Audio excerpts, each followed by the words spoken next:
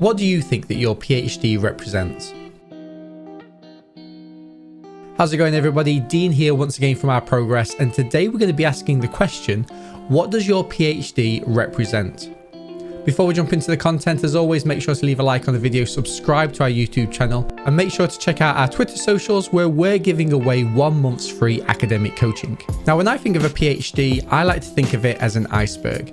At the top of the iceberg that peeks out of the water, everybody can see your body of work. Everybody can see those 3 or 4 research studies, hopefully some publications, as well as any dissemination in the form of poster or oral conference proceedings. However, your PhD is much more than that. There is so much more underneath the surface. So here are just 5 of the things that I believe that your PhD represents. First and foremost, your hard work. Nobody truly realizes until they undertake a PhD just how hard it can be.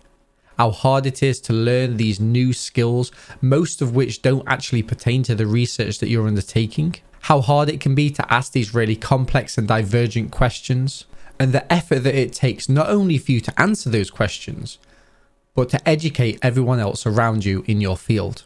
For lots of PhD students, they'll also be juggling this academic body of work with childcare commitments, social commitments, family commitments, and just trying to have some form of a life.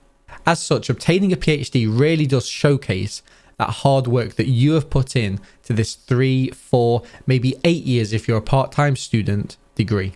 Secondly, the PhD represents your commitment. As I've just said, the PhD process is long and winding, and it can be difficult to really embody yourself on one niche topic for such a long period of time. Not only does it require commitment to stay motivated to really make a change in that field, but it really does require a commitment to show up and make that effort each and every day, even during times of low motivation and when we feel that we're just not good enough. You are good enough, and your commitment to making a change in this field really does tap into your integrity as a researcher and an early career academic. Third, the PhD process represents a series of failures. Failure is so important. Failure is the backbone of how we grow and learn. If we don't make mistakes, then how are we going to overcome? How are we going to anticipate those mistakes in the future? How are we going to be the best researchers that we can possibly be? Lots of times when I talk to students, they're almost fearful of making mistakes. However, the PhD process should have enough buffer time for you to make those mistakes. Perhaps you need to learn the method. Perhaps it's just not clicking. Perhaps that you are conducting some experimental research and it's just not working. It's those mistakes which lead us to ask questions about why. Why isn't it working? What can I do to be better in the future? How can I overcome this problem?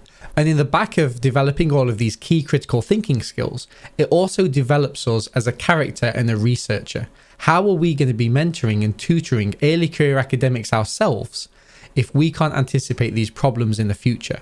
We need to normalize making mistakes. It's one of the most healthy components of becoming an academic. Fourth, the PhD represents the development of good habits. As I mentioned earlier, in terms of these commitments, we need to show up every day. We need to put aside our fears. We need to structure our life in a way that our writing is efficient. We don't want to be wasting time. We want to be working when we can do our best. But equally, we want to be keeping good habits in terms of creating barriers to protect our social time, to protect our family time. We also want to be creating good habits around our workflow. What is the order of our work? How do we triage that work? How do we make sure that everything we are doing is the most efficient way possible? I see lots of students who are struggling, and the reason for this partly is because they haven't yet identified the best way of working for them as an individual. Now, this comes in time, and there's no one prescription for everybody, but my advice in your first year is to try as many different ways of learning as possible. Try different reference managers, try different ways to write your essays, to write your systematic reviews. Find the way in which you work best. Find the environment that you work best. Is that in the home? Is that with other PhD students? Is it in the library just by yourself? Try all of these weird and wonderful ways until you find the key which helps you progress as an academic. Hopefully, the establishment of these good habits will bleed not only into your future career, but into your life as well. Protecting time to invest in ourselves and our own development is key to keeping that healthy, balanced relationship. And number 5, and perhaps most importantly, your PhD represents all of the sacrifices that you've made over this 3 or 4 year period. All of those missed opportunities to spend time with friends because you know that you had to get that grant proposal in over the weekend. All of the long days and all of the long nights that you spent working on your papers and your dissertation.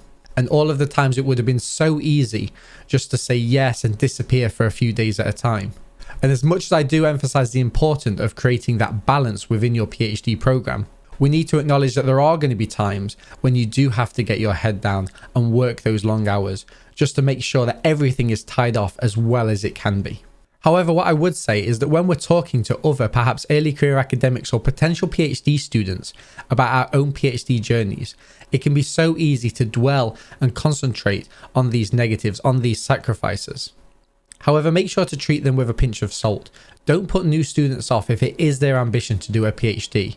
Talk about all those positives. Talk about all of the great skills and values that they're going to learn along the way of this program. Most of all, don't set them in a negative mindset before their program has even begun. Taken together, your PhD represents much more than a certificate and a thesis. It represents a journey that each and every one of us has gone through, and despite sometimes those journeys being rocky and long-winded, hopefully we have learned a lot about ourselves, the way in which we work, and the set of core values that we take through to our future careers and life. If you've enjoyed this content, make sure to leave a like on the video, subscribe to the YouTube channel, and comment down below what you believe a PhD process is. Have I missed anything key off of this list? I've been Dean from Our Progress, and I hope to see you in the next video.